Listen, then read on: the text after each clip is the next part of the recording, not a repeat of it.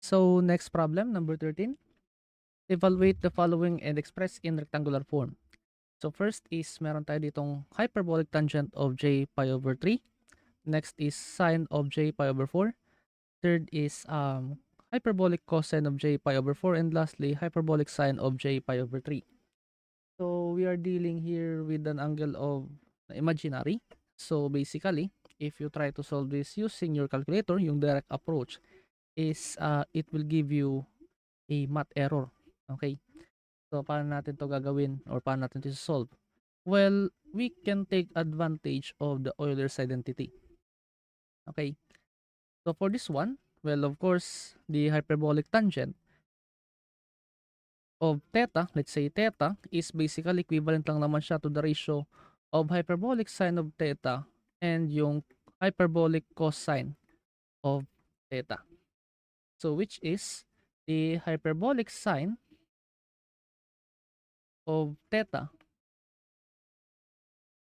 is basically equivalent lang naman ito into e raised to theta minus e raised to negative theta over 2. Yung hyperbolic cosine of theta naman is e raised to theta plus e raised to negative theta all over 2. So basically, yung hyperbolic tangent natin, if you take the ratio of this one, well, of course, the result is simply e raised to theta. So let me, ibaba ko muna. So the hyperbolic tangent of theta is basically equivalent lang naman siya into e raised to theta minus e raised to negative theta all over e raised to theta plus e raised to negative theta. Because itong over 2 na to is basically, pag pinag-factor out natin ito is 1/2. 1/2 divided by 1/2 is maka-cancel out. Okay? So we can use this formula for us to solve this one. So therefore, the for part A is meron tayong hyperbolic tangent of j pi over 3, which means this is equivalent to e raised to j pi over 3 minus e raised to negative j pi over 3 divided by e raised to j pi over 3 plus e raised to negative j pi over 3. So ito, actually itong mga terms natin dito na apat are actually exponential form of a complex number, which is pwede natin itong i-convert into polar form na pwede natin i-input sa calculator. So which means, ito in polar form, pwede natin itong i-rewrite as 1 angle of pi over 3. Itong first term, ito. Because this is r e raised to j theta. So minus 1, because meron tayo ditong 1, yung r natin is 1, angle of negative pi over 3 this time because negative j pi over 3 ito eh. So therefore, we can say that yung j is multiplied by negative pi over 3. Okay? Which is yung theta. All over 1 angle of pi over 3 plus 1 over negative pi over 3. So pag in-input natin ito sa calculator, ganito siya. So in this case, since itong angle natin is mga angle is in terms of pi, so basically in terms of radian ito. So before we calculate the value of this one using our calculator, we make sure na dapat naka-radian mode ang calculator natin. So magiging 1 angle of shift ito, angle of pi over 3. Naka-radian mode na tayo. So therefore, we can now proceed. So minus 1 angle of pi, negative pi over 3. So negative divided by 1 angle of pi over 3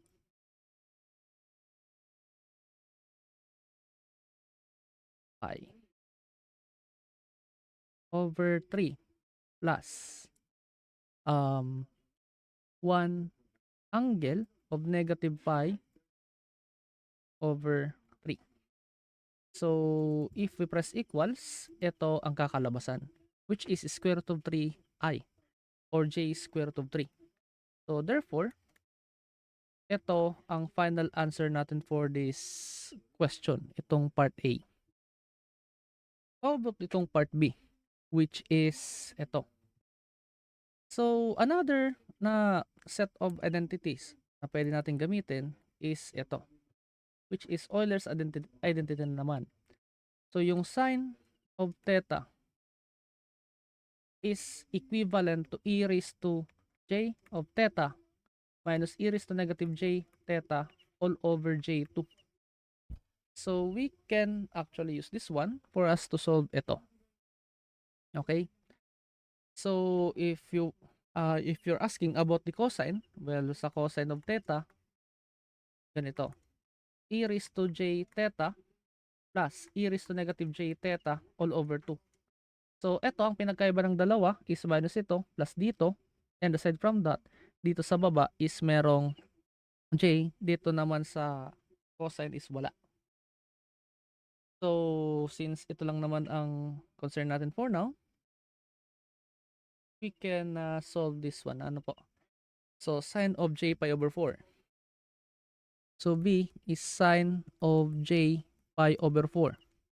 So, which is equivalent ito into e raised to j times j pi over 4. Because as you can recall, yung isulat ko muna dito. So, this is equivalent to e raised to j pi over 4 minus e raised to negative j pi over 4. Sorry, theta pala. In terms of theta muna. Tuloy, sorry. So, theta minus e raised to negative j theta all over j2. So, if we use this formula, ang theta natin dito is j pi over 4. So, magiging equivalent ito into e raised to j times j pi over 4 minus e raised to negative j, and yung theta is j pi over 4 divided by j2. So, eto, this will be equivalent to e raised to j times j is negative 1. So, magiging negative 1 times pi over 4 ito. So, minus negative j times j is basically positive 1. So, e raised to pi over 4 na lang ito. Okay? Divided by j2. So, we can now calculate this using our calculator. So, since ang exponent natin dito sa e is mga real number na, so, of course, ita-type natin ito as in terms of exponential, syempre. So, e raised to negative pi over 4.